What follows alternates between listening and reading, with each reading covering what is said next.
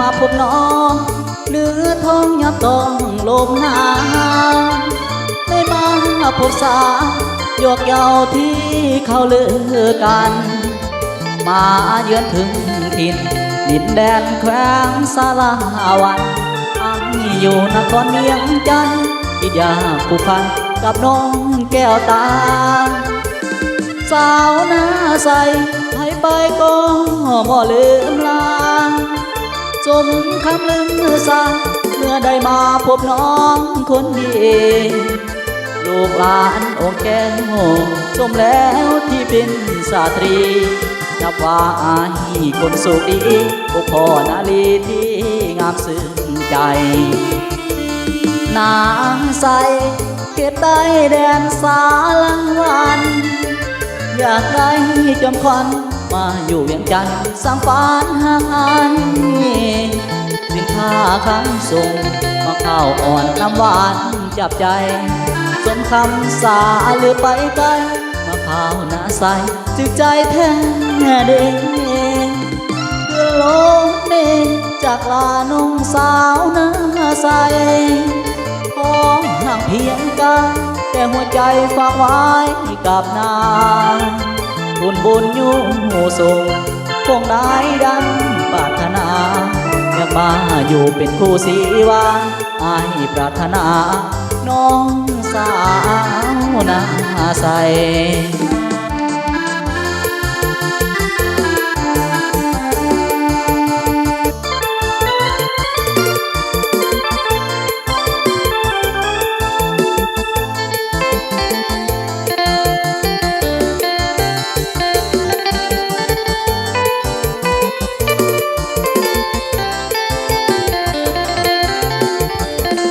นางใส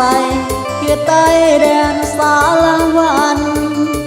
อยากได้จอมขวัญมาอยู่เวียงจันทร์สร้างฝันห่างอันสินค้าค้างส่งมาข้าวอ่อนน้ำหวานจับใจสมคำสาหรือไปไกลมาข้าวหน้าใสจึกใจแท้เด้ขึ้นลงนี่จากลาน้องสาวหน้าใสห่างเพียงกันแต่หัวใจฝากไว้กับนางบุญอยู่ส่งคงได้ดังปรารถนาอยากมาอยู่เป็นคู่สีวาอายปรารถนา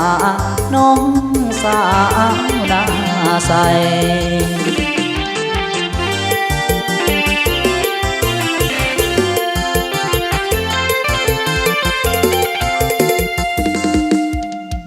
เอายาวต่อเนาะ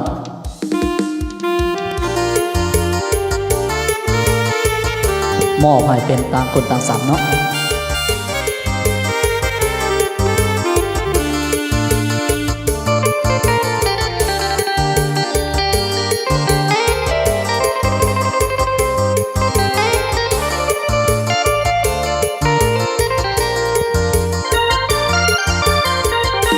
มีแฟนสองคนสับสนวุ่นวายเหลือเกิน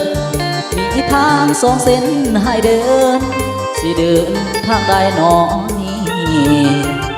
ถ้าหากสิแต่งกับคนใดดีแสนภูมิใจเต็มที่มีใจห่างทั้งสองคนแฟนคนหนึ่งจนแต่เป็นเศรษฐีน้ำใจช่วยเหลือให้กำลังใจน้องเป็นคนดีเหลือล้นส่วนคนที่สองตัวเงินบ่ให้ขาดสนช่วยเหลือมือยามยากจนหน้ามนต์เจ้าดีทางสองแต่งกับคนนายันทางคนนี้เสียใจต้องตัดสินใจอำลาลานางทางสองอ ต่างคนต่างซ้ำหยุดที่ทำแล้วเด้อเนื้อทองความหาเคยมีต่อน้องให้นางถือเป็นความฝันโอ้เอ่ยคำลาลานางลาแผนสองคนขอลาก่อนเด้อหน้ามนศาสนาจึงขอกันใหม่คิดถึงยามใดให้ห้องให้เศร้าจาบันอวยพรทั้งสองคนนั้นให้ได้แฟนที่ดีกว่าอาย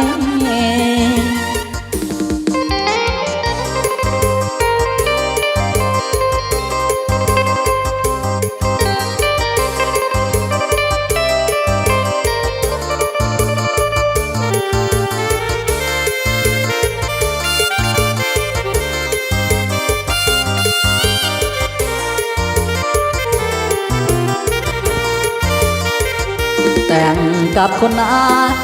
ย่านทางคนนี้เสียใจต้องตัดสินใจอำลาลานางทางสอ